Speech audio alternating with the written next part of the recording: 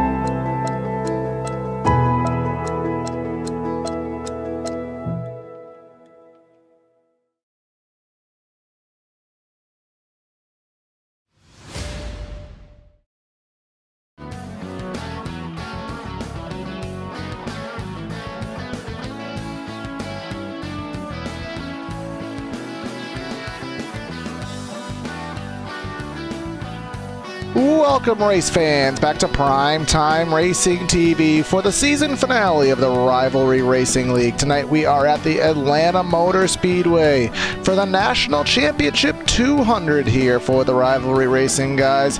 In the booth here tonight to bring you the action is myself, Corey Silva. I got Evan Black in the booth working with me, and Joe Chris behind the scenes. Evan, we've had a long season, actually 11 races here in Rivalry. It all comes down to the season finale here at Atlanta. Yeah, it should be a really exciting race here at Atlanta. This track is really fun. It's going to be really slick here tonight for these drivers. So it should be a pretty interesting race to watch. Yeah, we saw them race at Kentucky Speedway last week, and we saw how exciting the racing was. It was actually an amazing race for the win, with about 4 drivers having a chance at it, and ultimately it was a first-time winner in Brandon Stokes taking the checkered flag home. They are in their drivers meeting right now, as qualifying is pretty much well concluded. So what we see here for times is what we will have to start tonight's race off. So you can see here William Budd with a 31.132. David Weishart a 31.149. He was the season 1 champion, but one bad run in the playoffs, Evan, and it took him pretty much out of contention. Yeah, Weishart is going to have some work to do if he wants to win this championship. Or actually, I don't think there's really anything under his control that he can really do. It's all going to be up to Travis McDaniel making a mistake. Yeah, points are on the screen. What we have going into tonight, you see McDaniel with a 10-point advantage over Weishart, Bryant Ward, Phil Gary, and Enrique Fagon to the top 5. So a 10-point margin here. We have 13 trucks, I believe actually 14 that'll be taking the grid here tonight just in about a couple minutes time. So Evan, I think we kind of have the situations of what is going to need to happen to give Weishart a chance. Yeah, if Travis McDaniel does not lead any laps and does not have a 0x or if he has any incidents and does not lead a lap, he can finish 7th, and no matter what, he will win the championship. Which there's a chance for that. Right now it's going to be rolling off 6th, it looks like, so there is a chance of that, but more than likely he will lead a lap and probably get a 0x, not having any incidents, so he could finish 9th with a lap led and a 0x, so with only 14 cars, that should be fairly easy for him to do.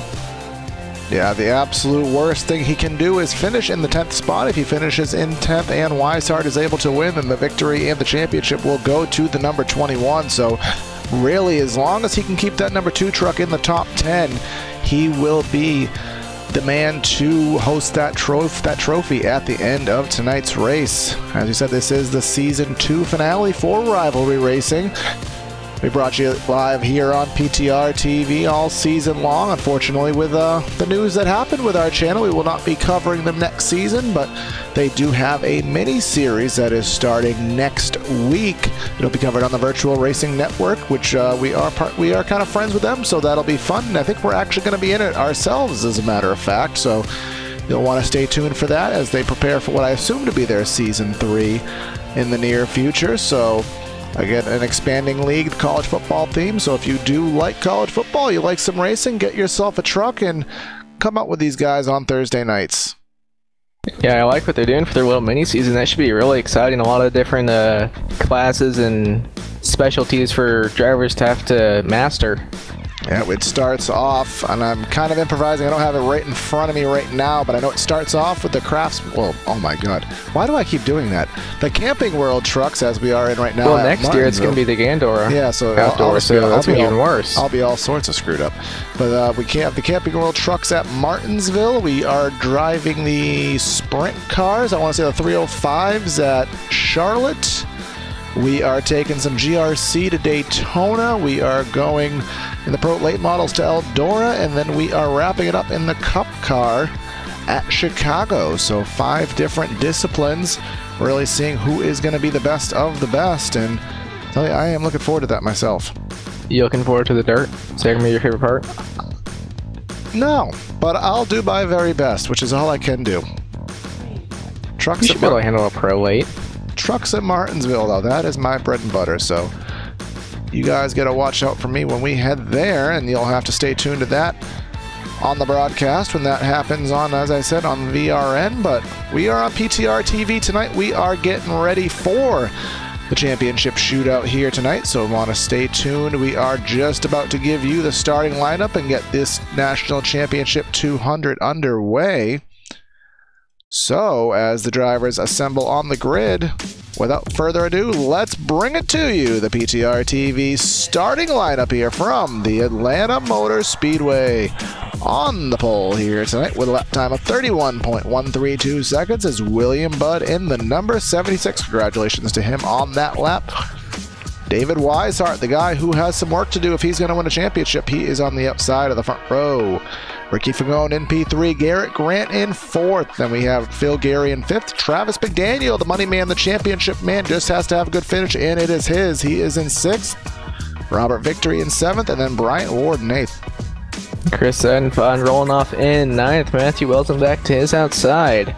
Last week's winner, Brandon Stokes, rolling off in 11th. Joseph McWhorter in 12th. Patrick Howard in 13th. And then around the field in 14th, we have Tim Racino.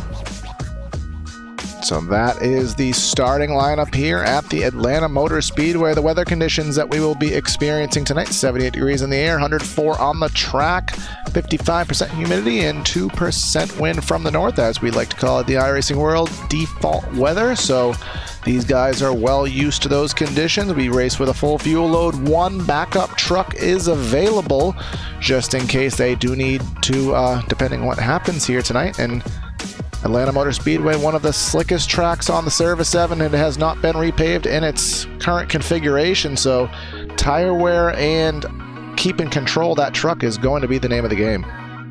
Yeah, I saw a lot of drivers complaining about just really slick track conditions out there, and it was pretty much undrivable after 20 laps, and I'm pretty confident they're going to have to do more than 20 laps here in a run.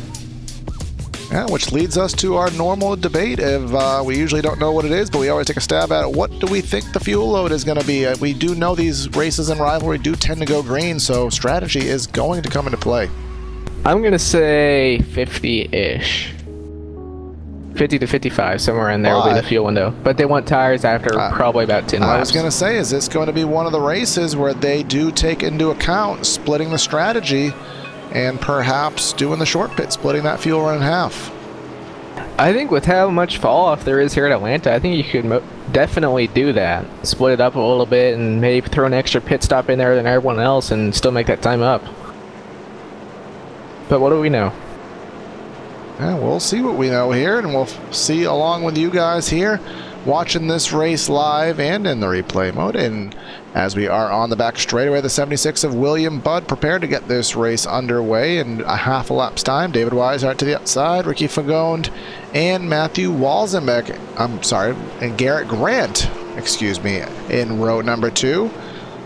Coming through turns number 3 and 4. Evan, get us going. Let's get us some racing tonight. Pace car in the middle of 3 and 4 now, getting ready to drop down to pit road and hand the fields over to the 76 of William Budd and David Weishart. They will be on the front row coming out of turn 4 now, waiting for the pace car, and there it goes. Now waiting on William Budd to get this back underway, and there he goes. We're underway here at Atlanta. And the jump obviously goes to the 76. Weishart will fall behind the 20 of Fagone, who got the good run on the inside from the 3rd position. So Weishart drops in 3rd. Phil Gary behind him. Weishart already taking a look under Fagone off of corner number 2. Yeah, out of turn 2, still side by side for the 2nd position. The 20 of Fagone to the outside of David Weishart. Going down into turn 3. Looks like Weishart has the advantage through the center of the corner. And he's not going to clear 20 of Fagone, just barely going to stay on his quarter panel. Yeah, fighting hard for these positions here on lap number 1. The 21 should be able to clear at turn 1, but that outside here at Atlanta works really well. You can see Bud and the 76 all the way up there, but the 20 will run in the middle, the 21 all the way to the bottom of the track. And look at the run, look at the bite he got on the inside. Yeah, Weishart does clear that 24 position, number 2. Now he's going to try and get by the leader in that 76 machine through 3 and 4. Now the 76 running a little bit higher up the track. And it looks like the 21 running right on that white line. It looks like it's working for him. Yeah, the outside will most certainly come into play, as it already is at this point in the race, but even more so later in the run. But here comes Weishart right to that white line, doing what he needs to do, get into the lead as quickly as possible to the inside. We're side by side down the back straightaway. Going down into turn number 3, the 21 is at the door number, that 76. Going down into turn 3 now, getting ready to come out of 4. Looks like the 21 will clear for the lead. Yes, he will. And will that 21 set sail off into the distance here? We will find out. First time the 21 has led a lap here tonight on lap number 4. The championship man, Travis McDaniel, currently in the 6th position. That is enough at the moment to secure him a championship. Obviously, he does want more. He is behind Robert Victory and just ahead of his teammate, Garrett Grant. The good thing for Weishart is right now he has that 1 bonus point for leading that lap. So that's an extra point over what the 2 has already. Yeah, but remember, the only way that McDaniel is going to lose his championship if he does lead a lap. I'm sorry, well, actually, McDaniel has not led a lap. So ultimately, the statistic of he needs to finish 10th or better is what's in play right now. And right now, the 10th position is Matthew Walzenbeck, and he does have quite the buffer on him. Yeah, well, I start pulling away just a little bit from the 76 of William Budd, only about 0.2 of a second right now, but this field, it looks like it's really just staying together right now. Everyone's nose to tail, but they are not very far apart. Yeah, at this point, I'm assuming there's enough grip available to these guys that they can kind of get that draft, almost pack race to an extent, but you know that lap, Evan, where the tires just really turn off the cliff, it is going to be happening relatively soon. William Budd is actually closing in on Weishart just a little bit. I wonder if him running the higher lane early, if that helped save his tires a little bit, maybe? Yeah, we'll see. I mean, Evan, I know you know all about saving tires from racing these trucks at Charlotte Motor Speedway a couple weeks ago, but I would expect to save tires, you would want to be right on the bottom. So I don't think the 76 may be helping himself out there, but he is definitely getting himself some speed and closing back in on Weishart. Yeah, Bud's still running on the bottom in 3 and 4, but he's running pretty high in 1 and 2, and he's been doing that all 7 laps of this race. And it looks like it was costing him early in the run, but now a little bit later, a few more laps in, he's starting to be able to run up there a little bit more. Yeah, and especially as with the shadows from the billboards in corner number 1 and 2, that does create that, obviously, that big shadow, which does cool the track off, especially up on the top of the racetrack. That does give it that little bit of extra grip. 3 and 4 is just kind of a crapshoot. It is wide open in the sun, making it extra slick, as there was a big wiggle there from Weishart up corner number 4. The 76 gets even that little bit closer. Travis McDaniel gets by the, I believe, the 7 of Robert Victory. So McDaniel now into the top 5, and he's trying to get by the 20. He's looking to the outside of the 20, so we're side by side for the 4th position. McDaniel on the outside, Fagone on the inside.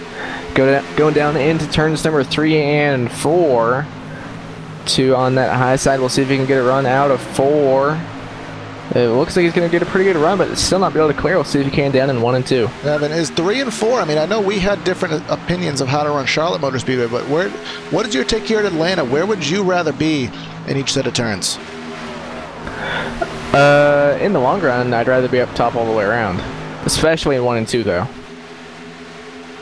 Yeah, I know. I think 1 and 2 you can kind of run more. I think he may have tapped the wall there on the back straightaway just a little bit. No real ill effects from it, but worth noting, as he is clear of the 20 of Fagone, will look to the inside of Phil Gary. That is for the 3rd position, as Fagone is side by side with Grant.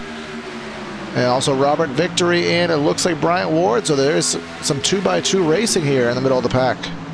So like Grant will get by that 20th Fagone, but we're side by side for 3rd with Travis McDaniel on the inside underneath Phil Gary down the back straightaway.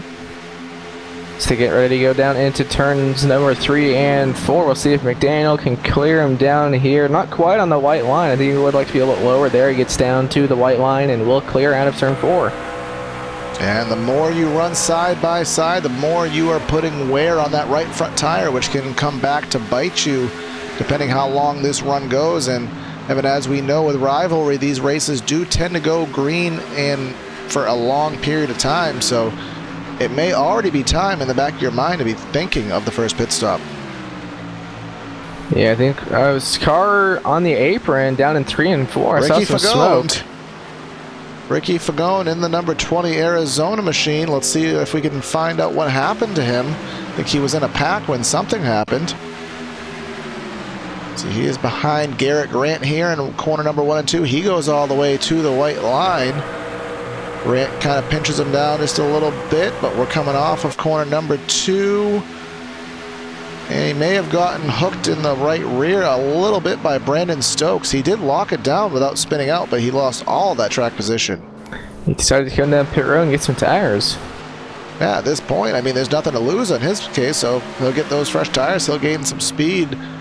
Already, these guys have dropped off a little bit over a second, so there is some time to gain, and it'll kind of force him into an off strategy, but we'll see how it plays out. McDaniel now up to 3rd, and he's running about the same lap times as Weishart. Is starting to reel in the 76 of William Budd for the 2nd position. But right now, McDaniel is doing everything he needs to win this championship. He's doing everything he needs to and then some. Yeah, Weishart is doing all he can do, but as you kind of alluded to earlier, Evan, he's just kind of handicapped with the options he has. All he can do is dominate the race and lead it for as long as he can, and ultimately whatever happens from there is just luck of the draw.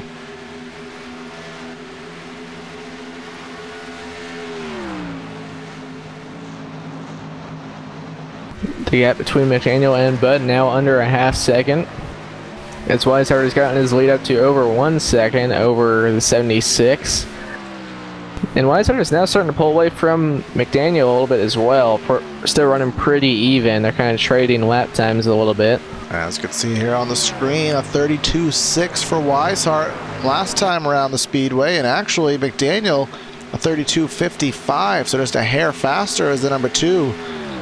Up front, the 76 was actually 3/10 behind those drivers, so that 76 may have used up his stuff early in the run here, trying to battle with those guys the way he was. Here comes McDaniel getting ready to take a look underneath William Budd. There he goes to the inside of that 76 down into turn number 1. McDaniel should be able to clear him fairly easily. He is on the bottom, but there he goes out of 2. He will clear for position number 2. I wonder if Bud just burned his tires up running that high line so early in the race. Yeah, I mean, I know you kind of alluded me to this, and it kind of confused me when I first thought of it, but it made more sense. You think about it in a basic concept, is running outside, you're putting less wheel into it, which naturally if you're putting less wheel into it, you wouldn't be burning the tires off as much, so you'd think it'd save the tires, but in actuality, you're carrying more speed up there, you're putting more load on those tires, and actually ends up burning them off quicker.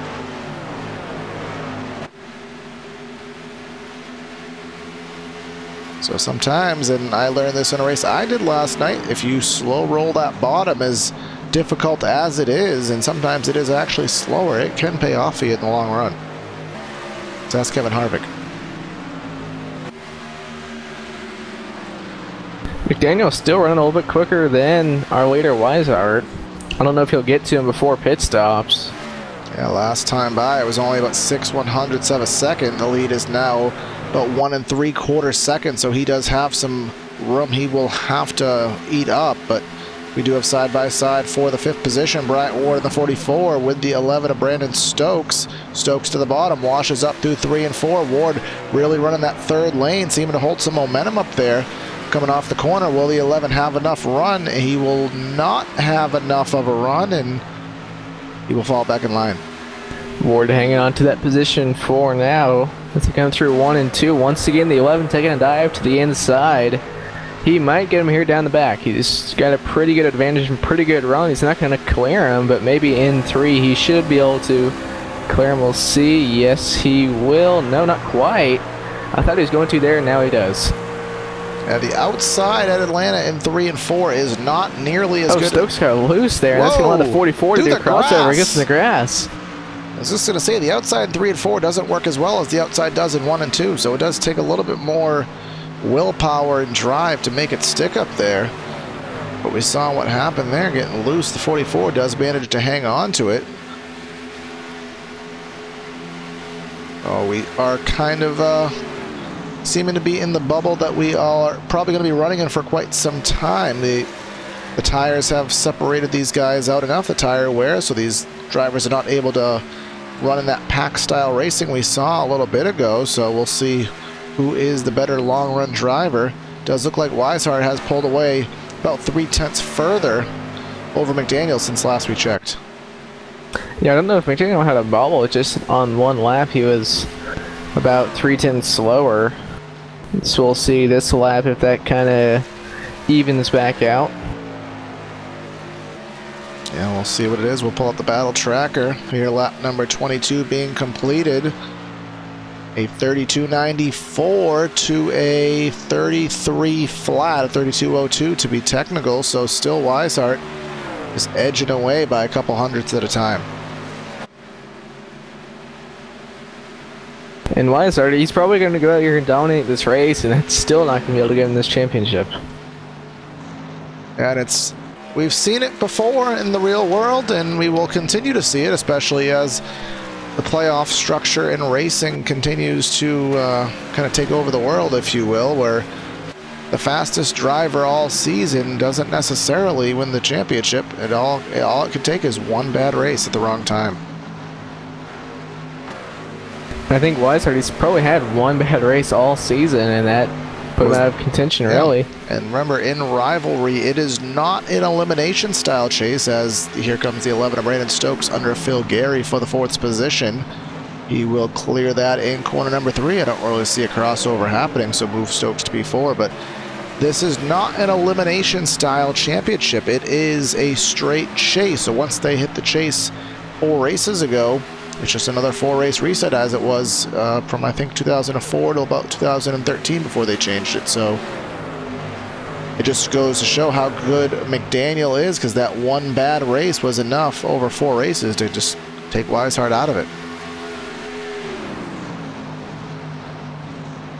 Trying to go back and see if I could find which that race was. I believe it was Auto Club.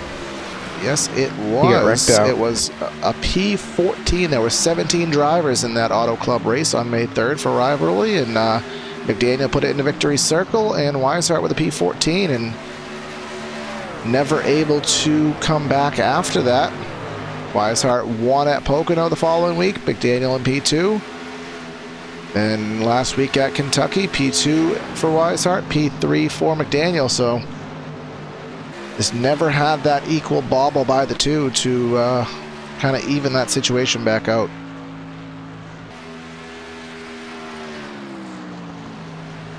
So when do you think that we'll see drivers start coming down pit road, Corey?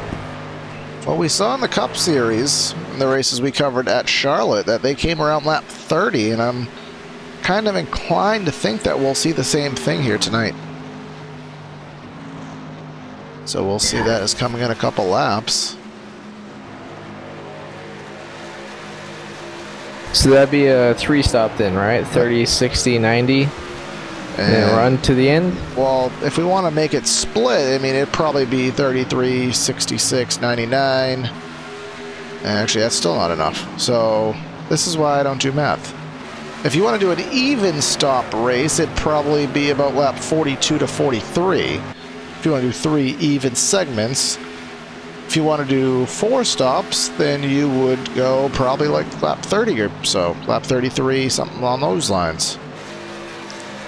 Which is why you are supposed to calculate this ahead of time, and or have a calculator or some kind of a fancy app, in case your brain doesn't do math like mine does. Not.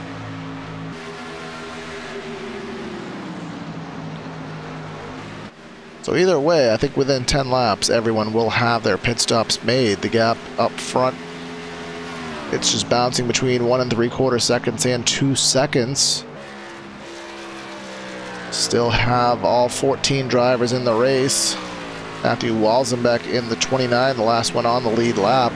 Ricky Fagond is in 13th position, 1 lap down. Remember, he made that pit stop after he had his excursion there in turn 3, and then Patrick Howard in the 89. He is 2 laps down, and here comes some pit stops. Latter end of the top 10, Robert Victory, Chris Seidenfeld, and Matthew Walzenbeck. coming to pit lane here on lap 30.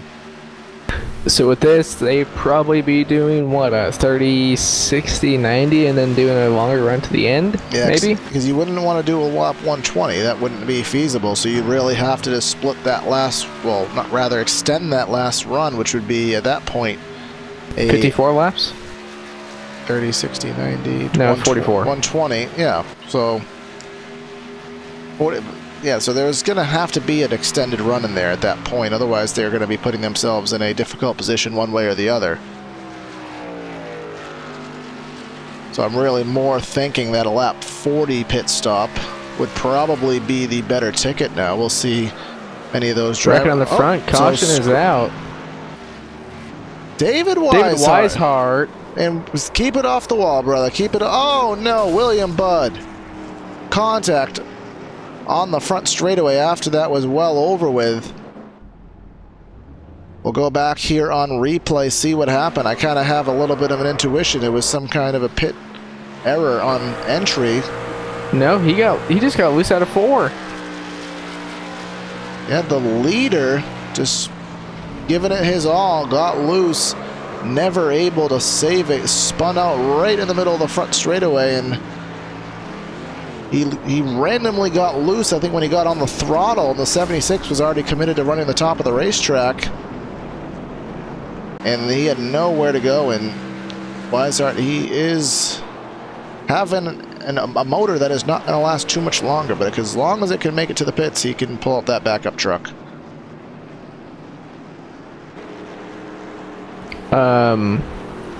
Well, we just had Phil Gary wreck under the caution. On the backstretch. Well, let's try to see what happened there as well. Stuff is just happening all over the place right now, apparently.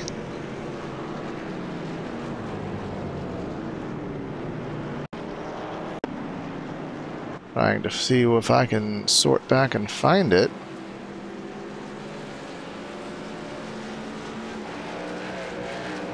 Oh, yeah, he maybe downshifted or in a rev spike. I'm not quite sure how to explain that one.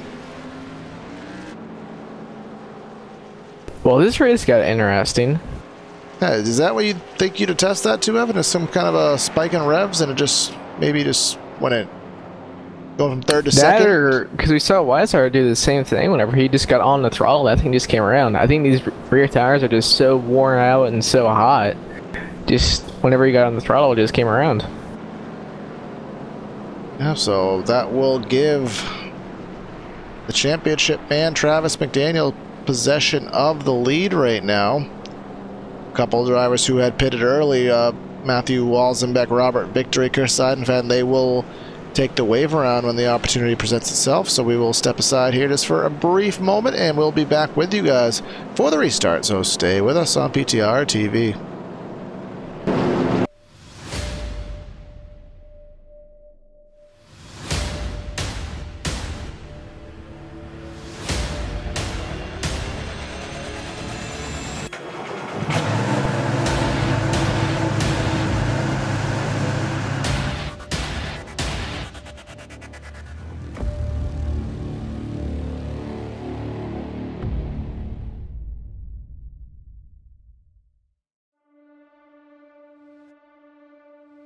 When I was 16 years old, I was working at a Goodyear tire store, and my boss actually built an old dirt car, street stock Monte Carlo. Went with him one night, fell in love with it. It was a hell of a race, hell of a party, and a big fight afterwards. I was like, this is it. This is it for me.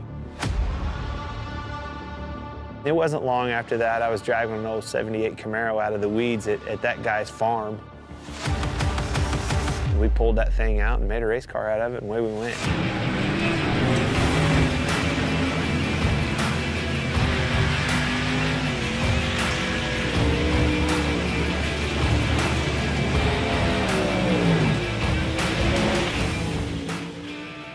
You know, I think a driver has more to do with the equation going back and racing dirt, whether it's a modified, a late model. You can do more with the race car. You know, the harder you drive it, a lot of times, the better it goes. You can crawl up on that wheel and feel like you made the difference at the end of the night.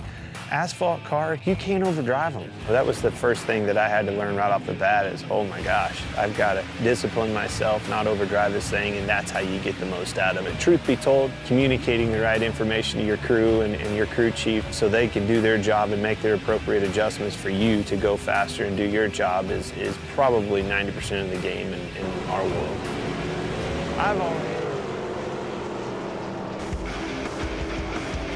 And we're back here for the restart here. Rivalry Racing League National Championship 200 at Atlanta. We just saw the leader, David Weishart, have a spin-off turn number 4.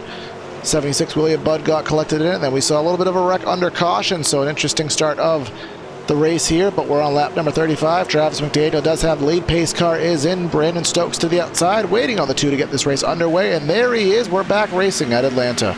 Pretty good start up there in the outside lane. Brandon Stokes, he's not going to be on his quarter panel, but he's not going to be too far behind as he go down into turns number 1 and 2. Side by side for the 3rd position. Bryant Ward on the inside and Joseph Quarter on the outside, dropping back to 4th.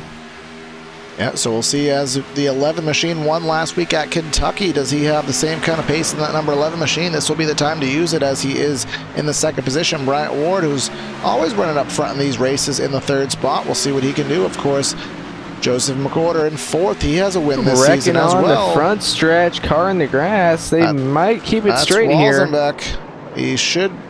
I don't think it'll throw a yellow out. Let's go back and see what happened to him, though. Walzenbeck, I believe it was Chris Seidenfaden also involved. Walzenbeck just side fed into the wall, and then Walzenbeck was just committed to the top, could not get that thing turned in time, and he has blown the motor. He will chug around to the pit lane, presumably, and get that backup truck, but we stay green, and here we are. We're nearly 3 wide for 2nd just for a brief moment. Bryant Ward has gotten the 2nd spot, McWhorter to the inside of Stokes, entering corner number 1 and 2. Garrett Grant behind the action. Here comes William Budd to the top of the racetrack. William Budd in that fresh truck up there, up top, down the back stretch. Now we're going to try and take a look to the outside of Stokes, who gave him the lane. We'll see how he does up top in 3 and 4. Budd, he was running up top pretty much all that first run. It didn't really work out for him too well. He's going to fall back to or he's just going to hang on to 6th here. But now the 10 of Tim Roseno to the inside of him, going down into turns number 1 and 2. Going to be side by side as they come out of turn 2, and the 10 may clear him. It's going to be close, but the 76 is going to battle back and stay on his quarter panel. And I haven't talked about Roseno in the 10 really too much at all tonight. Started a tail end of the field, but he's working his way through up to the 7th spot, trying to get 6th away, but that battle is still continuing. He will wash up the track, almost into the fence. 42 in the wall. Into the fence. The 10 will take advantage, go 2 for 1. Budd will go to the inside of the 42. The 42 has no momentum, so he should lose that spot as well. Yes, he does. And another one in the rearview mirror. That is the 68 of Phil Gary, but he will not be able to continue that run. He will fall behind. Good run for Roseno. He started tail end. He started in last place, 14th, and he's already up into the top 5 in just 40 laps. Yeah, another good run. Joseph McWhorter in 3rd. He's doing his best, though, to hang on and stay ahead of that number 11 of Brandon Stokes. Blocks him to the top. Stokes looks to the top, looks to the bottom, has the run in turn number 1. He will dive it on down to the inside of the speedway, trying to go 2 for 1 as well. The 44 is right in front of both of them, so he's going to try to pass the 32 and at the same time get to the right rear quarter panel of, or the left rear quarter panel of the 44. 32 in the wall. McWhorter gets into the safer barrier on the entrance of corner number 3, and he will lose all of that momentum and all that track position he had, but stays on the speedway. I think we all kind of expected David Weishart to just fly up through the field, but he was only in 9th. Now he's at the 6th position. Yeah, he's a 2.5 seconds behind the leader right now. McDaniel is not pulling off into his own zip code. He has quite the battle on his hands. The 44 of Ward, the 11 of Stokes, they are ready and raring to make a move. They're right on his back bumper as we complete another lap. Stokes really seems fast. He goes to the inside, goes to the outside, contact on the front straightaway. Bryant Ward going to hold on to position number 2 for right now. A little more contact there between the 44 and the 11. The 11 slides up the track, but everyone keeps it straight. As McDaniel, he wasn't very good in the short run in that first run, so maybe we'll see if he can pull away a little bit more here the longer they run, because he started to get really good once we got about 20-30 laps on the tires. But someone who is not going for the long run pace is that number 11. He is driving like a man on a mission right now, and it may work now, but I'm not sure how well it'll work in about 10 laps time. But look at how hard he's driving into these corners. Pulls right back up to the back bumper of Bryant Ward. Those two have been racing extremely aggressive. I think that 44, he might be blocking a little bit. The 11 might just be being a little aggressive too. Again, contact in corner number 3. That'll actually cost the 11 some time. Coming off corner exit, you can see a little bit of a wiggle from the 11, but a truck length of space to the number 44.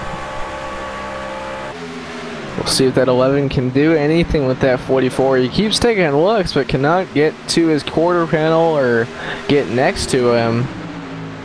We'll see if he can do that. But 76, William Budd just had a pretty good round of 10. I thought he was going to take a look to the inside, but he's going to stay in line for the moment. And Weishart is definitely starting to close in. He was, besides William Budd, he was the fastest car on, or fastest truck on the track last time by. So we'll see if he can keep that up and get up to these guys at least. Yeah, it was a 1.5 seconds last I checked. It was 1.2. It's back up to 1.4. So he doesn't have any sort of draft, but I think he may be saving his tires, and it'll help him out later in the run. He knows he's going to have to make something happen, but the thing that he cannot have happen is most certainly happening now. That too, he's led some laps, Evan, and from what we said with our specifics of what need to happen tonight, as I go back and double check them so I don't say the wrong information, but I think if he leads a lap, this pretty much locks him into finishing 7th, if I was correct. Yes, I do believe so. He has to finish 7th or better. So right now he would have to probably have an issue, but Phil Gary in 7th is not far behind Weishart, so if anything is to happen, especially as this race continues, I mean, it is very well possible, but he just needs to not do what Weishart did. Keep control of that truck. It is in your hands. You don't need to push too hard. He just cannot afford to have any kind of mistake or wreck.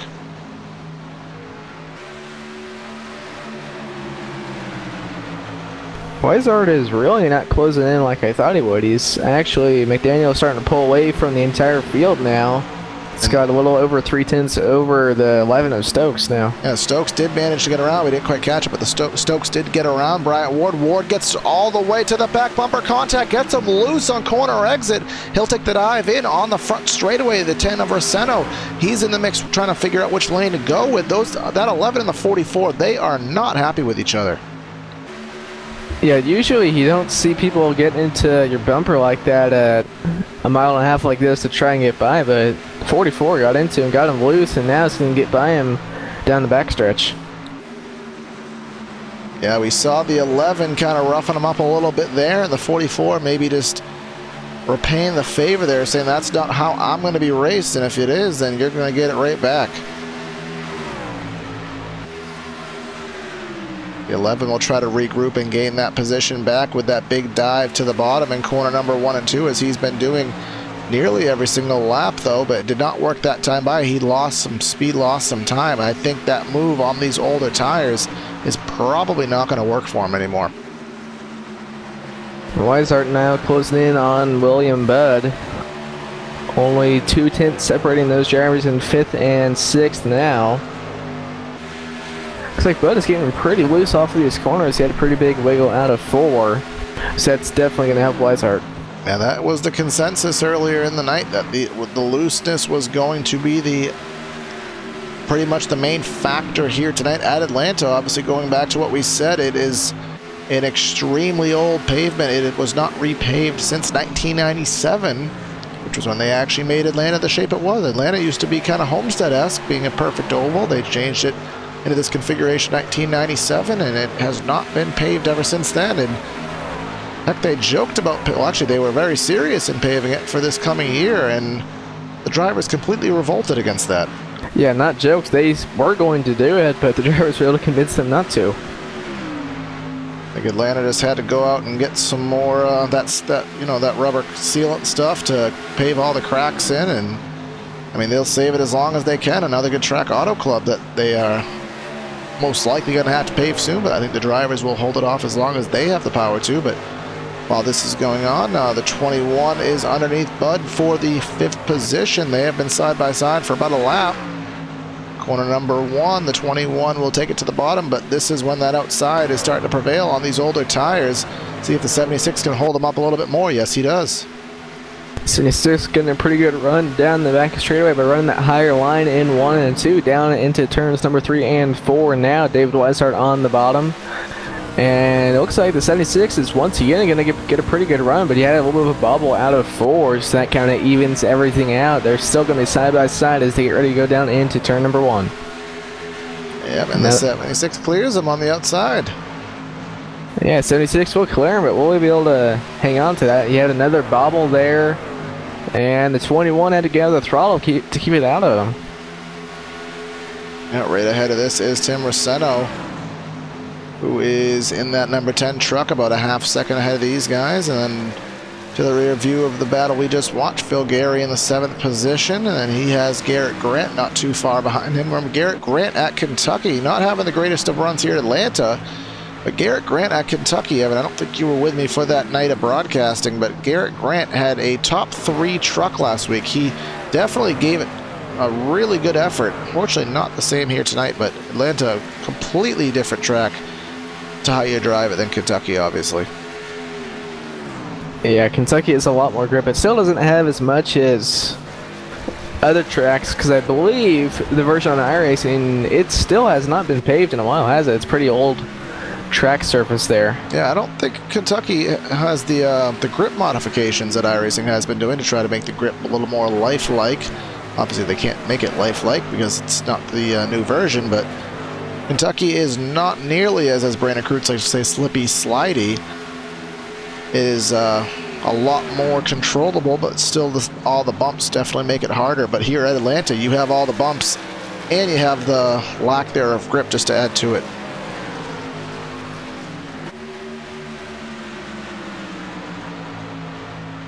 So McDaniel is up front now by half a second over Bryant Ward in the 44 machine. Last time by on the stopwatch, just about a 33-second lap for most of these drivers. And their best laps are in the mid-31s, so a second and a half is the fall off here, about 25 laps into this run. Probably see some drivers pitting here in about 5 laps, but I'd say most will be coming down pit road here in about 15, but what do you think their strategy is now, Corey? With having that caution, do you think that changes many things? Well, now we're going to set up for a 30-lap run. Will be about lap 65, which would be a one-stop race from that point. So ultimately, that's a two-stop race from where we are at this exact point. But if you want to stretch it to do one stop and call it a day from at this point in the race, you'd have to go another 30 laps to lap 88. But I don't really see that strategy working with tire wear. You can go to lap 88. Yeah, you could do it, but you do not want to, and your tires do not want to. You just have to think, and this is where the math comes in, and if you run slow on those old tires, does that slowness overcome how long it actually takes just to make a pit stop? That's the math you have to follow. It takes about, from what we can tell here, it takes about 42 seconds to make an entire pit stop from pit entrance to pit exit, including the stop. So I'd have to imagine that at the rate they're going, they're going to lose more than 42 seconds of pace staying out those extra 30 laps. Yeah, I would say so. So I'd say it's probably a two-stop race from here. So if that's the case, you're going to want to pit right at about lap 62 to 65. That's what I would do, because right now we are approaching halfway, which is at lap 67.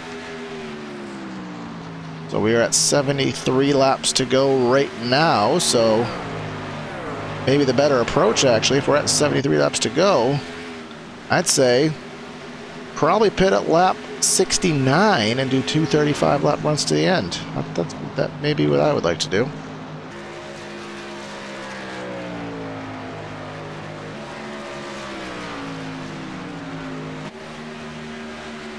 Yeah, I think that's a good strategy, and probably what I would do, kind of try and split those last 2 runs up as well as you can. Yep, so we will do a little mid-race rundown after pit stops have completed. I don't want to give you that now because the lineup will change, but we can let you know there still are 11 drivers on the lead lap. Last one being Joseph McOrder. Remember, he was up front going for the battle in the top 5, had a little bit of wall contact, and that brought him back to the last truck on the lead lap. Matthew Walzenbeck is in the 12th position, and then we have Chris Seidenfaden and Patrick Howard. Those are the drivers currently off of the lead lap. Everybody else is within about 9 seconds of each other at the moment. Daniel up to about a 1.3 second lead. David Weishart is in the 4th position, trying to close on Brandon Stokes. This battle, remember, Weishart was closing in on McDaniel on the stopwatch, but he was about a 1.5 seconds back earlier. He is now over 3 seconds off of the lead. And he's only continuing to fall back a little bit, about a tenth slower. Last time by was Weishart over McDaniel. Weishart was about a tenth slower than McDaniel. Yeah, so it's going to take either an erratic strategy call, maybe pitting a lap or 2 earlier for Weishart, or just maybe the caution flag comes out. But this is, I mean, we say it every single race 7, and we'll continue to say it, and we'll continue to be proven wrong. Doesn't really seem like a caution's going to come out tonight, so. Well, we saw how hard it was. David Weishart, the leader, spun out. Yeah, these drivers are going to be so focused on just truck control, just keeping those things in one piece, that keeping them facing the right way. You can see the bobble from Weishart off corner number 2. When it does get to racing someone, Evan, what do you do in this situation when you're trying to gain a position and you're racing at the absolute edge of vehicle control? And there goes Stokes a little loose out of 4 and loose through the quad oval, so that should make it fairly easy for Weishart to pass. How do you race like this? Do you almost just have to roll over and play dead and race the track? Or do you just really just put it on the edge and just pray to God you don't lose it? Put it on the edge. That's the youthful side. I'm the older side of I would just let him go. And I mean, if you're Weishart, yeah, do that, but, or not Weishart, but if you're McDaniel, do that. Just let those guys race each other. But like Weishart or one of those other guys that really doesn't have anything really to lose, you just put it on the edge and race as hard as you can. Yeah, obviously when the time comes at the end of the race, everyone will be going for every single spot, but still we are just now at the cross flags point in the race, halfway, as lap 67 is about to be completed. Travis McDaniel up by just pushing 2 seconds. We are now 34 laps into this run, lap number 35, and the run is beginning. That is the lap that we said if we were in the trucks that we would most likely pit. We'll see what these drivers decide to do. Robert Victory on pit lane. He was off of the lead lap. Actually, he was on the lead lap, actually, so first actual set of stops by a lead lap driver at the very least. Victor, I believe, was on a little bit older tires. I believe he took the wave around last time, or last caution, so he was on 2 or 3 lap older tires than everyone else. Yeah, that does seem about right from what we remember. So we'll go up front, and still everybody on the speedway. So the most they can stretch it is to lap 89, 90-ish. I think that is the far end of the spectrum. And that would put them with 44 laps to go. And that would do the race on 1 stop, Evan. Do you think that there's merit to that?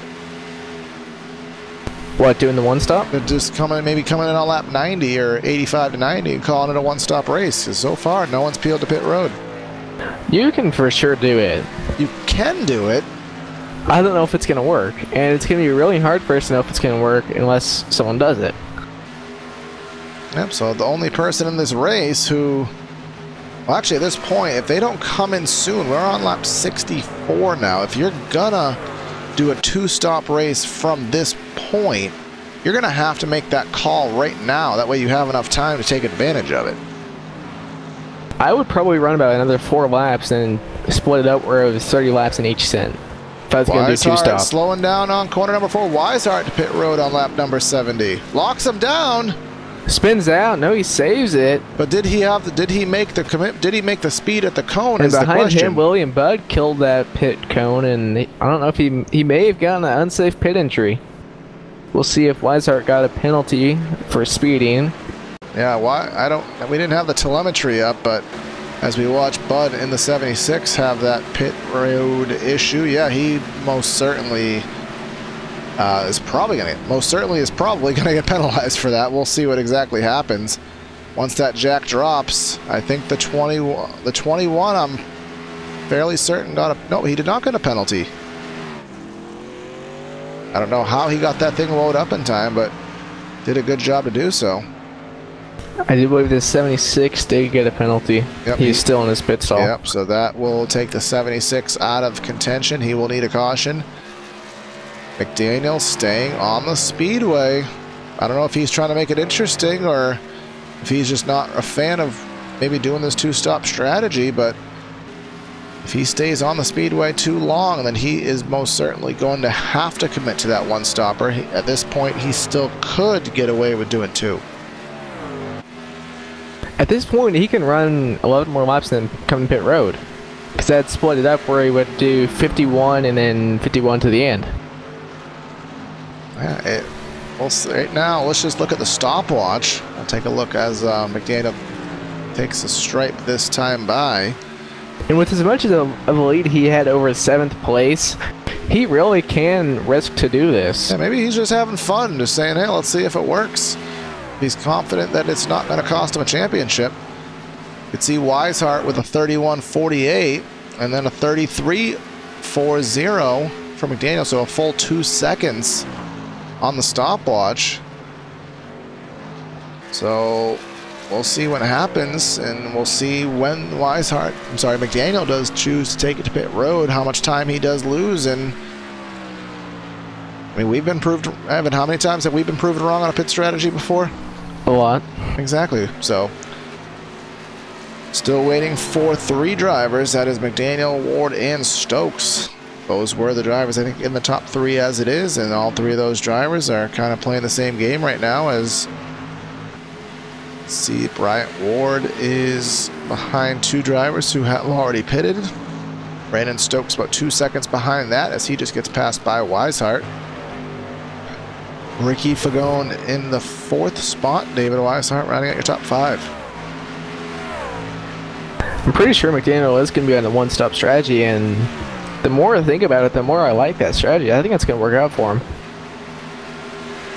Hey, his times are pretty much stabilized at about a 33.4. Weishart will continue to gain, but he'll continue to gain at a slower rate as his tires begin to age. So he's still a lap down, and we kind of know the reference point of the guy who's going to take the newer tire strategy usually needs to nearly catch the guy who's staying out before he comes to pit road. That's usually the cutoff of if it's going to work or not. And at this point, he's not going to. Weishart is still fighting to get on the lead lap. He should get on the lead lap within 2 or 3 more times around, if even that. And McDaniel will probably pit here in about 7 laps, I'd say. So there's no chance in maybe, as you said, 5, 10, even 15 laps that Weishart's getting all the way around the speedway to catch him in that time frame. I like this strategy of McDaniel. I think it's going to work if it stays green. So again, this is why PTR TV/LSR TV is not a crew chief, because we do not ever predict the right strategies. We saw it at Darlington with these guys as they're side by side. Weishart now back on lead lap. Just has to navigate Ricky Fagone, who is on. Remember, Fagone had a horrible start to the race and never had the opportunity to recover from it. He had a couple shines of glory on a restart, but is currently, actually he's in 5th, but he's on a kind of a different set of tires than everybody else. He's 5-lap older tires than the guys who even pitted on the last run, so he may continue to lose some spots. But right now, McDaniel, Stokes, and Ward all on the speedway. Oh, but here comes Bryant Ward to pit lane. Victory in the wall on the front stretch. We'll see if he can keep it straight. It looks like he will. But that truck is tore up. Yeah, we'll try to go back and see what happened to Robert as he's coming through 3 and 4, just running by himself. And just hardly hit the wall there, but when he hit the wall, he didn't bounce back off of it. He kind of stayed in the wall, and it just rode him through the wall all the way through the quad oval. And he hit the wall about 3 times there. Yeah, and that really tore up the right side of that truck. With the shape of the wall, it really threw him into it various times, as you said, Evan. So that will throw him out of contention. He was, I think it was about a top 5th to 7th place truck. After that first wall impact, it straightened his truck out going into the quad oval, and you don't want to be going straight into the quad oval because you're going to hit that wall. Yeah, and he did. You're hitting at like probably a 40-degree angle at that point, so that's not going to do any part of that truck any positive favors. But 52 laps to go. McDaniel has been on the racetrack for 49 laps, so theory would call him on pit road on lap number 50, lap number 84. To give him Corey, so would that be a negative favor? A negative favor, yes. I mean, I guess those do exist. You don't really call it that. Joe's not sure about that. Well, it's like saying yesterday night. It makes sense. It just, you don't say that. You know what I mean? They're exactly the same but different, says Joe. See, that's what happens when you confuse Silent Joe. I'm gonna start saying yesterday night just to mess. Yesterday night. Just to mess with you guys. Let's see here. Is this the lap for the number 2? It is not the lap for the number 2. And just as reference, McDaniel at the line now. Actually, by the time I switch this over, he's in a turn 1 right now. Weishart on the back straightaway, so only about 26.5 seconds off of McDaniel. I'll tell you, this genuinely surprises me. I mean, this genuinely surprises me. I really thought, without a shadow of a doubt, that the 2-stop race was going to work, and it's just not lining up for that to be the case. And here comes the 2 down pit road, splitting it up to a 51 and a 51 lap run to the end. And a question that I asked last night, was it? Or actually, it may have been Tuesday night. I'm not quite sure. But I talked about an abort strategy. A lot of times when you're on a pit strategy cycle, all that too. When you're on a pit strategy cycle, sometimes you get to a point in that run where you can get off your strategy to get on to what everyone else is doing. Weishart really isn't going to have that opportunity here, so he really has made his bed for what he's going to do and just really has to pray for something to happen to lead him on the right path.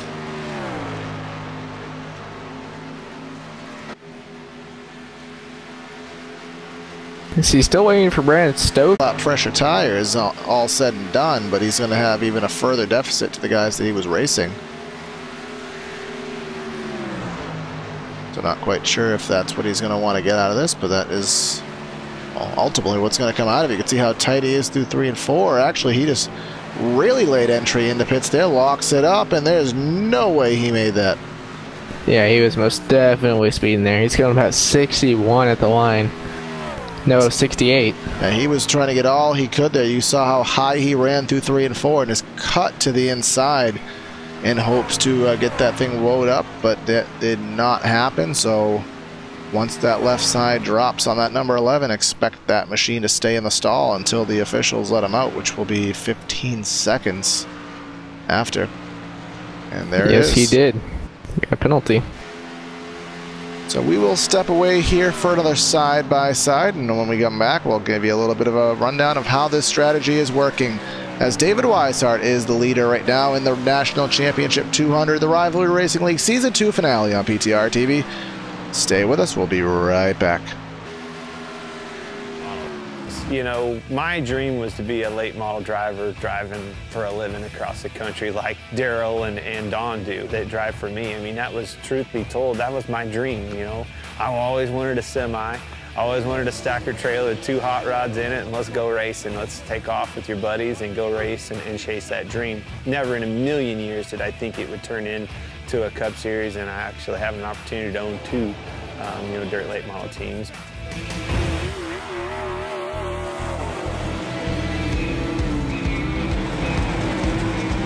When you think of iRacing, you don't think of a video game. It's not. It's way above and beyond any of that. You know, dirt racing changes so much. The track changes so much. Being able to capture that, to, you know, experience all those details that surround dirt racing and make dirt racing what it is what makes iRacing so cool, because they did nail all of that. I knew when they came to our shop and scanned cars and went to the detail of getting that car right, I knew that it was going to be over the top, because it blew my mind just the work that went into making sure the car itself was legit. This sport has been around a long time. The competition can't be replaced, and that's what brings people back to the racetrack week in and week out.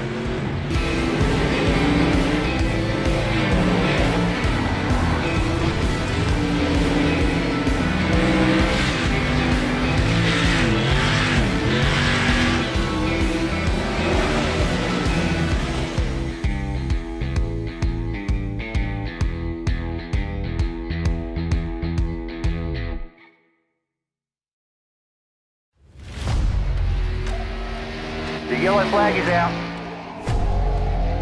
Pit road is now open. Keep your eye on those gauges. We'll give you 4 tyres. 3, 2, 1, now.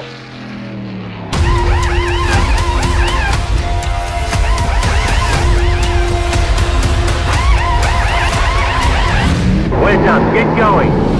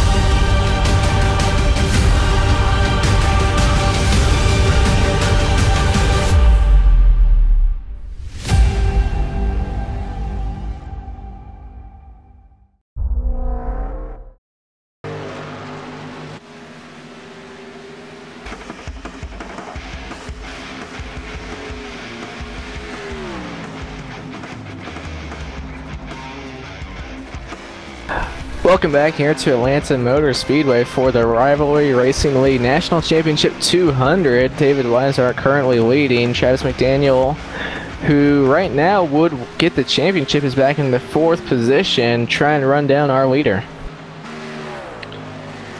Yeah, right now Weishart is up by 7 seconds. Travis McDaniel 9.2 seconds back, but the biggest key to remember, the 21 of Weishart will have to make one more pit stop. He will not be able to make it another 37 laps. So the question's going to be, when will he make that stop? And ultimately, Evan, he's going to go a lap down, and he's going to have a huge mountain to climb. You know, Travis, he had a little bit of contact while we were under commercial. Him and the 68 of Phil Gary had a little bit of contact, and I think that has really hurt McDaniel. I'll try to look and see if we can see some kind of damage to that machine. Oh, significant right front damage to McDaniel. And he's only running about 4/10 quicker than our leader. And he's on about 15 lap fresher tires. Yeah, so this is going to be, and remember guys, there is a huge championship overcoming situation that's going to have to happen for Weishart. And the only way that's going to happen is if McDaniel has a horrible finish to this race, and at this point that would have to be, I believe, a 9th place finish, something on those lines. But remember, with Weishart having to pit one more time, which he's doing that right now as a matter of fact. So Weishart coming down pit road now. So McDaniel having his horrible pace with that damage, and Weishart having these tires, I'm still leaning on the 2 to be in the better situation, but it may be a lot closer than it was. But Weishart overshot his stall. Yeah.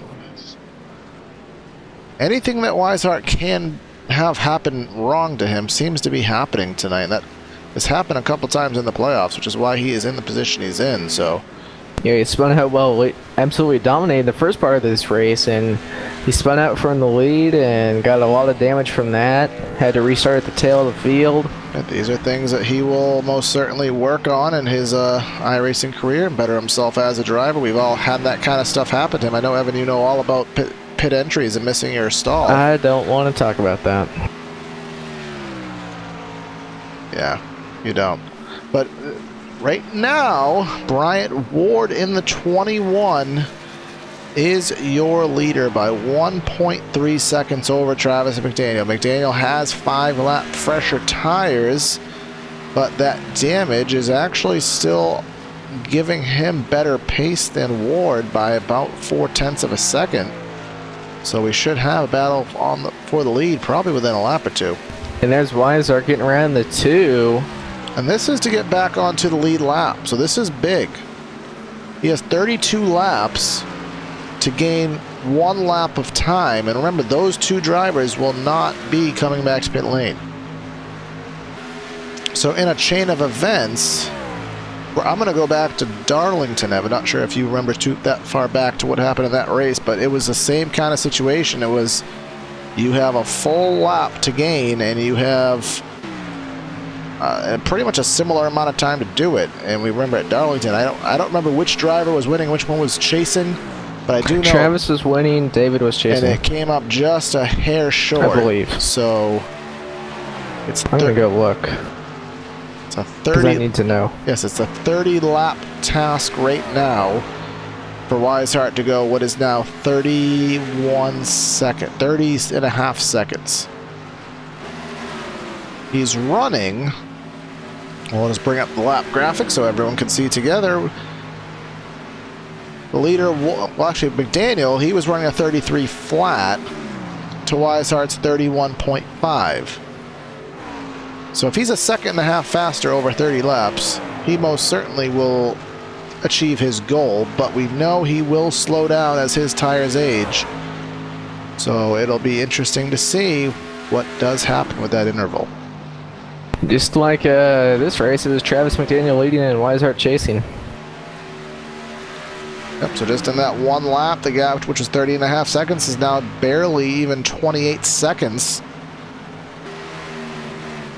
So I guess really the only thing that can happen to McDaniel at this point to take him out of it. He obviously has that damage. As long as nothing happens to him to cause him to spin, then he should be fine. The worst thing that could happen to him would be to spin and not throw out the caution, because if he spins and wrecks to the inside and we stay green, that's really the only thing that I can think of to take him out of the championship. I think if anything, this damage has tightened him up. Because I'm wondering if it maybe took away a little bit of horsepower. It doesn't seem to be much slower in the straights, but it seems like it's tightened him up. I haven't seen too many bobbles from him ever since he got that damage. Yeah, that's just... It slowed him down, but it probably made it easier to drive. Yeah, there are some times that, you know, messing with the aerodynamics actually does work in your favor, so... The damage didn't make him looser. That was the worst thing that could have happened. It made him looser, but if it worked on the opposite end of the spectrum, then, you know, he'll take it. He might have a hard time making these passes with the lack there of straightaway speed, but I'd rather be a little slower on the straightaways and actually have stability in the corners. Yeah, you can just see about halfway down the straight, the 44 just starts to edge ahead. But through the corners, the dude's a lot faster, and there he will clear the 44 for the lead. Victory on fresh tires will pass both of these guys. And Evan, that gap, I said it was 28 seconds back to Weishart? Yep. 23. And that's in a matter of, maybe 7 laps. Yeah. Well, it's been 7 since he pitted. I don't remember when he said it was 28. Yeah, within 3 laps, I said that comment. So he has already taken 5 seconds off. So running about 2.5 seconds faster last time by a 33.4 to a 31.9. But McDaniel was battling. Actually, not 2.5 seconds, 1.5 seconds, but still quite the margin.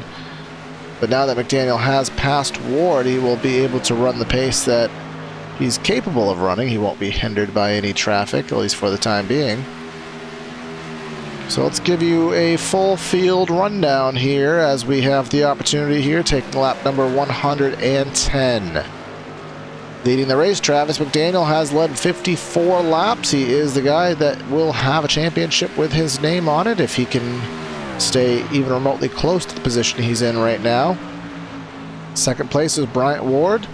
Third place is Brandon Stokes. David Weishart in the 4th spot on a mission to at least try to get the race win, praying for luck to be on his side for a championship, but doesn't seem to be the case tonight.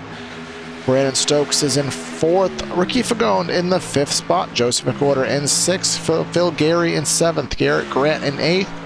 Tim Rossano in 9th. William Budd in 10th. And then rounding out the field, Robert Victory in 11th. Matthew Walzbeck in 12th. Chris Seidenfeld in 13th. And Patrick Howard in 14th. All of the drivers still running on the speedway. Bryant Ward is still not letting McDaniel get away. About a 1/4 of a second gap between those two. Remember, there is older tires on that 44 by 5 laps, but running in a little bit of draft and working behind that driver with some damage. See, he is just sliding there off corner number 4. That'll let McDaniel get to another 10th or so on that lead.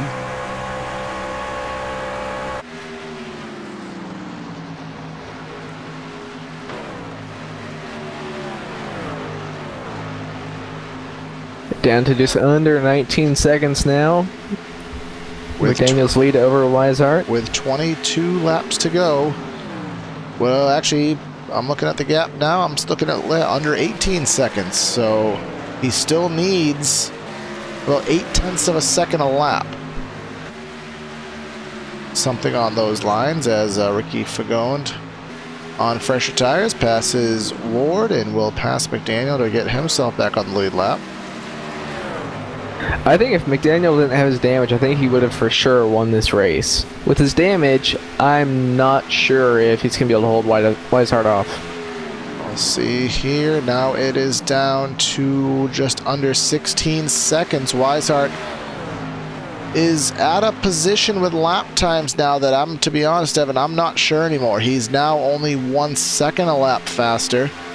And that's under ideal conditions. If he gets into traffic at all, has to make any kind of passes, which I think he's going to have to at least get around William Budd. But he needs 8 to 9 tenths of the lap, and I just feel like he's going to fall below that amount coming up pretty soon. We'll find out as they're getting ready to come to 20 laps to go. 19, he was 0.9 seconds faster last time by, so that is right at the edge of what I at least believe he's going to need. He's under 16 seconds back now, and he may be losing a little bit of time to the 76.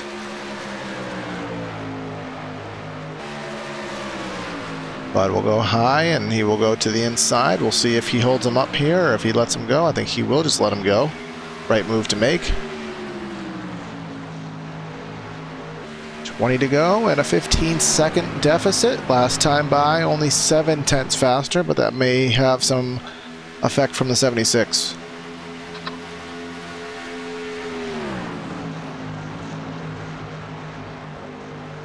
Ward has dropped off by about 3/4 of a second as Joseph McOrder on fresher tires will pass by. McOrder in 6th, trying to get himself back onto the lead lap. Only 6/10 quicker for Weishart. That was on clean. That was in clean track too. That damage that Evan was talking about on the number 2 machine is really, it hasn't hurt him the way that it would need to hurt him. It's maybe slowed him down, but as you said, Evan, it's maybe stabled that truck up. A 33-34 to a 32.7, so that is 6/10. That's not going to be enough. He is 14 seconds back with 18 to go. That's not going to be enough. Unless it's a caution. Joseph McOrder in the grass right in front of McDaniel. That's going to check McDaniel up. That's going to cost McDaniel a second or two. Here comes Tim Rossetto underneath. That's going to help. That is going to help Weishart out, and most certainly will have slowed the 2 up just a little bit. Yeah, he gained a second just in that lap alone.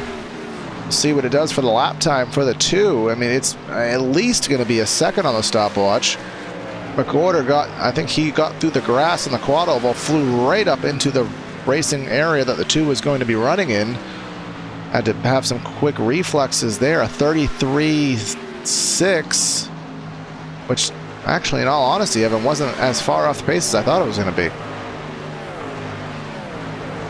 7/10 for Weishart that time by, down to 12.5 seconds.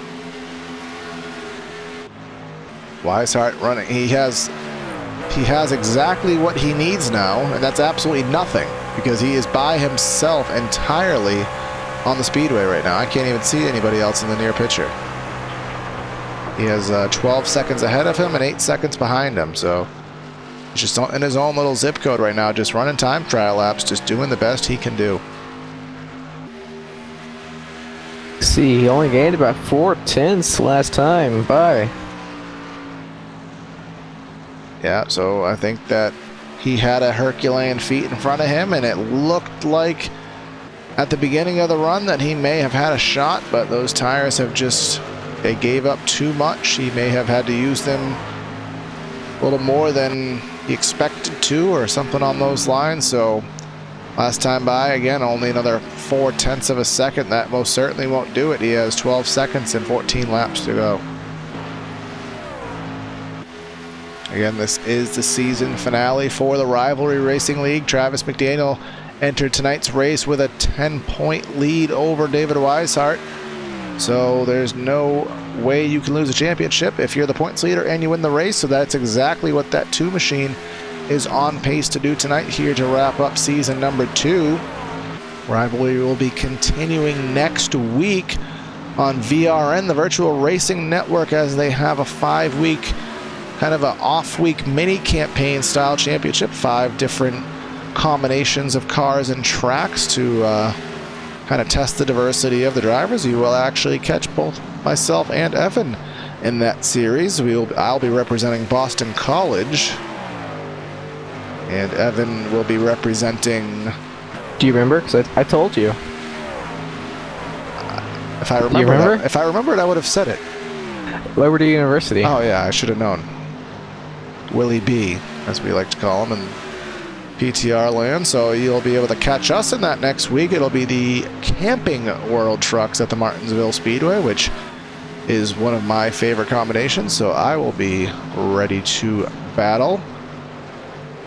But then after that, Season 3 with the merger here on PTR TV with LSR TV, we will not be covering Season 3. We don't actually have any details on their Season 3 yet, but I would assume that is in the works, so you'll want to stay tuned to rivalryracing.com, and if you are free on Thursdays and you have a college team or any kind of college in mind that you like to, you know, get a truck with that painted on it and join these guys. Travis does a great job behind the scenes in the league and really puts in a lot of effort, and I know his guys definitely appreciate it, as we have had all season covering these races.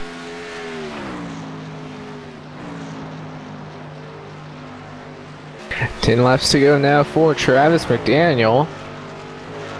So 10 seconds for Weishart, so he has to be a second lap quicker, and last time by he was 4/10.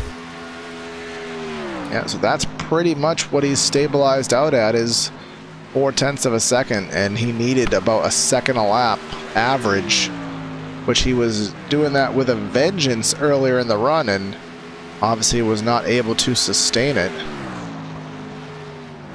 And I can't really blame him. The position he was in, if he ran a methodical pace, you know, a nice smooth pace that entire run, he may have had a better chance to at least preserve the tires on the latter end of the run. But you just know when you're in that kind of position, your brain just says, I need to go, go, go, go, go. And I think he just may have used those tires up a little bit sooner than he would have liked to. But again, I can't really blame him. I would have probably been in the same position.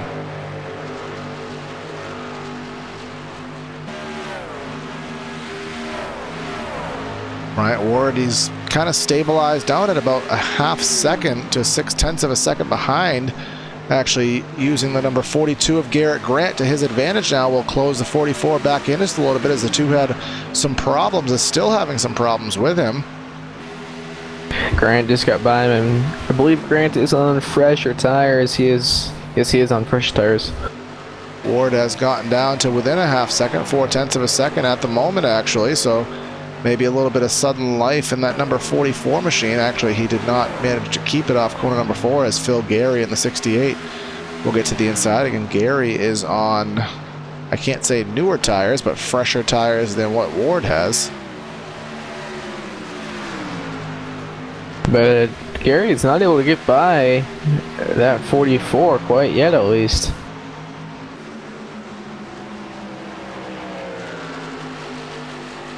McDaniel is starting to close back, or Ward is starting to close back in on McDaniel. Only about 4/10 of a second now separating those two. And in that lap, the 2 did not really have anybody close enough in front of him to really throw that truck off at all. He does have Grant in front of him, but that's far enough ahead that that wouldn't have any impact on him. So maybe his tires have fallen off the cliff here. We may have a shot at a battle for the win here tonight. The gap still 4/10 of a second. Weishart is 8 seconds back, and obviously we know he's not going to have what he needs. The gap hovering at 4/10 of a second. You can see a little bit higher line from Ward. It's been helping him out in 3 and 4. We'll see what happens in 1 and 2. 5 laps to go now for McDaniel. He just has to hold off that 44 of Bryant Ward. Which, either way, McDaniel, he has the championship. He just needs to not wreck or get wrecked. Yeah, he has the title under wraps. He just needs to keep himself in stable pace. Just keep that truck pointing forward, as someone had a major wiggle there off corner number 4. Victory? Oh, right behind Bryant Ward. I think that was Phil Gary. In front of the leader as well. Robert Victory had a little issue. And that's going to check out McDaniel. And we're going to have a battle going on for the win right now, as the leaders are under a blanket here. Robert Victory has closed up that deficit that Bryant Ward had. And here comes Bryant Ward for a shot at the win with 3 laps to go. Coming to 3 laps to go. Bryant Ward taking a look to the outside, running right in the middle. He's going to get checked up. Robert Victory, oh, no. 44 is going to be in the wall. No, he's going to hang on to it, and he did not lose any time. What a move. Here he comes to the outside. Amazing move from that 44 as 3 laps to go now, side by side for the lead. I think the 44 is going to get it out of turn 2. 44 is going to be clear. 44, the new leader. What a move there, using lap traffic perfectly. I thought it was going to throw him into the wall there off corner number 4, but he did not back out of it. He kept that truck pointed straight, kept his foot on the floor, and here he comes off of corner number 4, but the two not giving up yet. 2 laps to go. It's going to be a classic Atlanta finish. 2 to go now for the 44, Bryant Ward. 2, Travis McDaniel trying to get back by him. 44 running that higher lane. The 2 is on a little bit fresher tires. They're going to be side by side once again out of turn 2 down the backstretch. Dead even. It's going to be a harder battle for the 44 on the top in 3 and 4 to hold off that 2 machine, but we are coming to the white flag lap. We've seen many photo finishes in the real world at Atlanta. Will we have one in the iRacing service here tonight? Coming off of corner number 4, taking the white flag, 2 to the inside, 44 to the outside. Side by side with the lap car in front of them as they go down into turn 1 on the white flag lap. The 44 up in that high lane. He's going to get a good run out of 2. Still going to be side by side. Dead even once again. 44 is going to clear. In a season that started in February at Daytona for the Rivalry Racing League, they're going to come through 3 and 4 to conclude season number 2. Travis McDaniel going for the championship. He should have it, but he's going for the win. The 44 gets loose off of corner number 4. It's going to be a photo finish to the line in the grass, but the 44 will hang on for the win. Amazing finish there. The 2 of Travis McDaniel coming home in 2nd, and David Weishart in 3rd. That is Rivalry Racing at its best. A phenomenal finish by Bryant Ward, winning this race by 6/100ths of a second. We're going to catch our breaths here, talk to these guys for the post-race show, so stay with us here on PTR TV.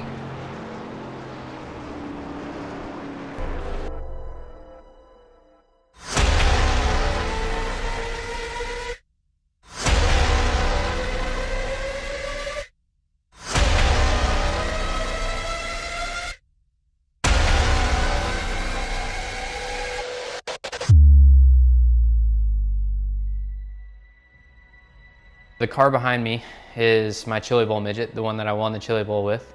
And what's interesting about that is it's actually the car that iRacing scanned that's going to be available to all the iRacing members out there.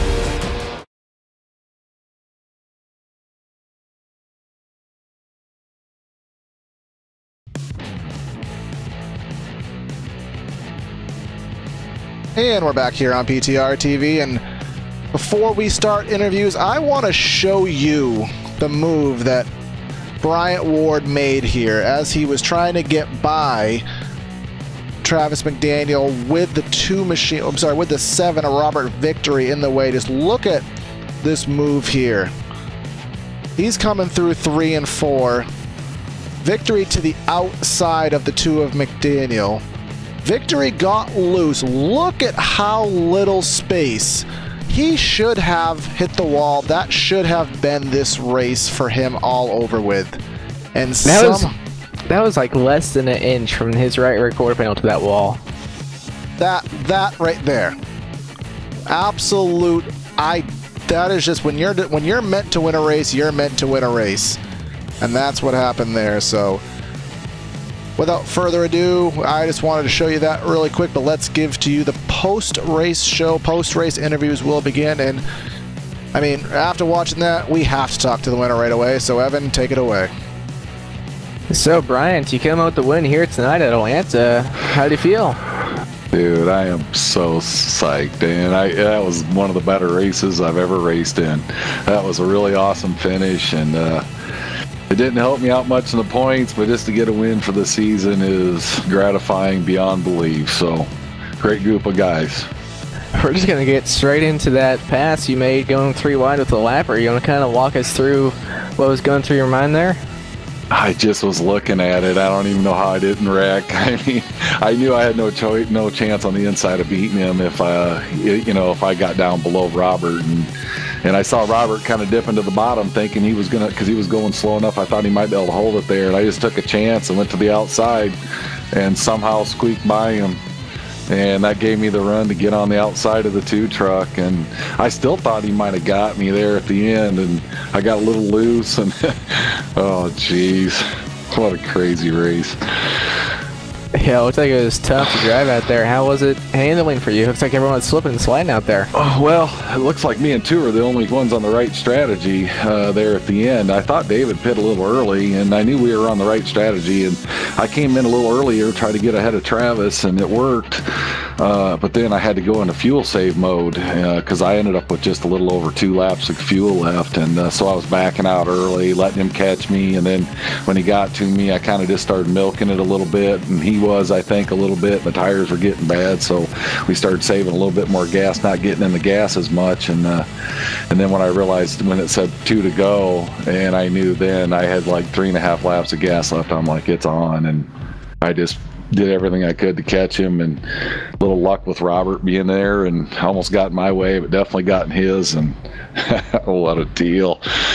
Oh man, it was crazy. And it was a handful. I mean, every corner there with the last part of the laps left, it was, you were chasing it all you could out of 3 and 4. The top side of 1 and 2 was working pretty good, and I didn't see a lot of people doing it. Kind of surprised a little bit, and maybe that's why I had a little bit better tire at the end. I'm not sure. All right. Well, is there anyone you would like to thank or shout out to? Definitely Travis, and everybody that's in this racing league. What a great group of men, and it's just an absolute pleasure to be racing with these guys. I wish it'd stay going for a little while longer. And my partner Brooks Potts and Devil Dog Racing, of course, and talk up my first win in Rivalry Racing. All right, well, congrats on your win after that thrilling finish, and thanks for talking with us. You bet, man. What a great night. Thank you so much.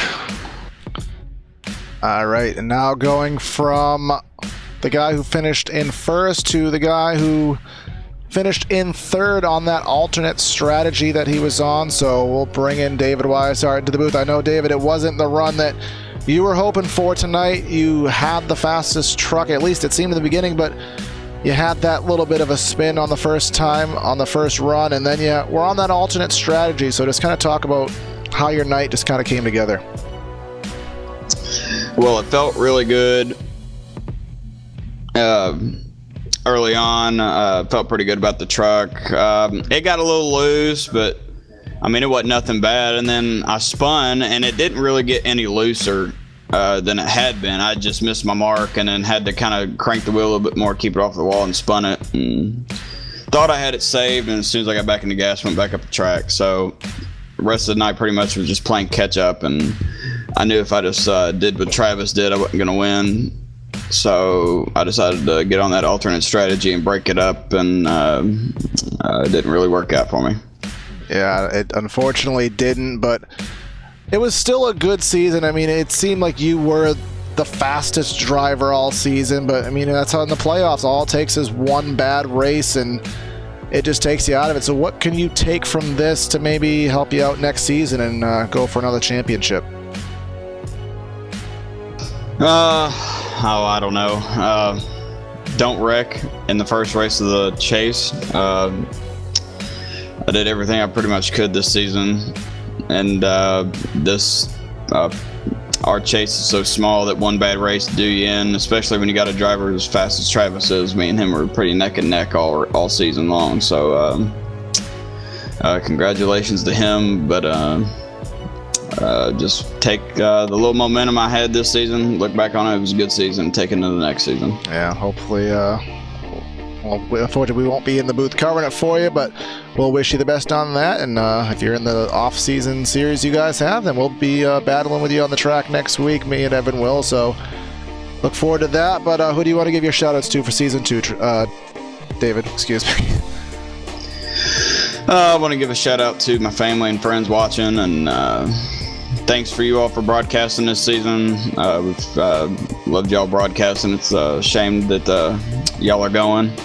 I want to thank and congratulate Travis again on the championship. He earned it. I felt like me and him were toe-to-toe. If that wouldn't happened at Auto Club, been a hell of a chase. I want to thank everybody for coming out every week. So I have a blast racing with everybody, and thank my teammates Garrett and Chris, putting a lot of practice in this season. And whenever we race our next season, I hope to see everybody back, and looking forward to racing with y'all in the mini-series. All right, sounds good, David. I know it's not what you wanted, but still a great season, and hang your head high, you'll be getting another one, I'm sure. Hopefully. Thank you, guys. And now Evan Black will talk to the second place finisher and the series champion for Season 2, Travis McDaniel. So, Travis, you came home second, but you get the championship. What are your thoughts after this race? Yeah, pretty stoked after this. Did exactly what I needed to do. Would have liked to have won, but you can't argue with a second in a championship. I'll take that any day. You had that amazing battle there with Bryant Ward there at the end. You want to kind of walk us through? It looked like you had it in the bag, and then there with about 5 laps to go, he just started reeling you in. Yeah, I had some damage. I don't know if that was holding me up or not. I was kind of running the same lap times I had been all race at that point. And then he came and got me there when I got held up behind a lap car, and he made a hell of a move around Robert there to split it 3 wide. And then I guess we went side by side for the last 2 laps, and I thought I was going to get him off of 4. I was hoping he was going to slide up a little bit more, but he didn't. But that's a miracle we was on them old tires like that and didn't wreck each other, because it was really loose. Yeah, it's really loose out there. It looked like, did you have much of a strategy coming into this race? Like how you wanted to do your pit stops, how you wanted to race the other drivers since you were running for this championship? Yeah, my pit strategy was 45 and 90. That kind of got thrown off there with that caution at 35 or so, and then we had 100 to go. So I just split it in half. Those other guys with their 2-stop strategy, I don't really know what they were thinking, but I didn't really feel like that was going to work. When Bryant came in a few laps earlier, I was kind of worried about that, kind of falling behind there, but ultimately it worked out. Congrats to Bryant. I know he's been working hard for a win, and he finally got him one here, and feels good to come home champion. All right, well, is there anyone you would like to thank or give a shout out to? Yeah, definitely. First off, these guys that come out here every week and help me put this show on. It's a lot of fun. I'm glad these guys come out here to do it. We're going to continue to do it as long as they want to race. So appreciate all them coming out every week. Thank y'all for broadcasting this season. It's been a lot of fun. A lot of good things said about it. Good luck to y'all moving on. LSR TV, it's a big deal for y'all, so good luck. Shout out to 3 guys that have watched every race this season. And it really paid off. I want to say my dad, Lane, and James. Paid off, boys. We got us one. All right. Well, congrats on your second place finish, but more importantly, the championship. And thanks for talking with us. Thank you. All right, so that is the season champion, league admin, Travis McDaniel. He puts a lot of work in on the admin side putting this thing together, so good to see him get the reward on the driver end and take home the championship. So we'll start the end of the broadcast here tonight with the final results here from the Atlanta Motor Speedway. Bryant Ward with that victory in the photo finish. Absolutely fabulous finish. An amazing move he made there on McDaniel to take the win. McDaniel obviously finishing second. David Weishart in third. Brandon Stokes in fourth. Ricky Fagone in fifth. Tim Roseno in sixth. Then we have Joseph McOrder, Garrett Grant, Phil Gary, and William Budd, the top 10. Then the rest of the field, we have a Robert Victory, Matthew Welsenbeck, Chris Seidenfeld, and Patrick Howard coming home in 14th. So that is the finishing order here tonight. I want to give a quick shout out to the channel sponsors here on PTR TV, Air Movement Fabrications, Krutz Custom Graphics. We have iRacing, iBog iRacing Broadcast Overlay Graphics. And we didn't get to use them tonight, but we usually use Track Cam's 4 Gourmets here on the broadcast. Of course, this is the final broadcast of Rivalry here on PTR TV. We will still be bringing you the Hardline Midwest Power Source Cup Series here on PTR TV on Fridays. Of course, the Integrity Racing League and the American Sim Racing Series will be on Tuesdays on LSR TV. As with our new merger, those will be presented as PTR TV on LSR TV. So you'll want to check those out on the big channel. But we want to thank everyone for tuning in to tonight's broadcast. Hope you liked the Rivalry Racing League season. Catch them with their mini-series on the Virtual Racing Network next season. And check them out, rivalryracing.com. Help this league grow. They do a great job, so we want to help them shine. So check them out. Really do. It's going to be a good fun racing for anyone who does join them. So signing out of the booth here tonight is Corey Silva, Evan Black, Joe Chris behind the scenes. Have a great night, everyone, and we'll catch you next time. Have a good night. We'll see you tomorrow.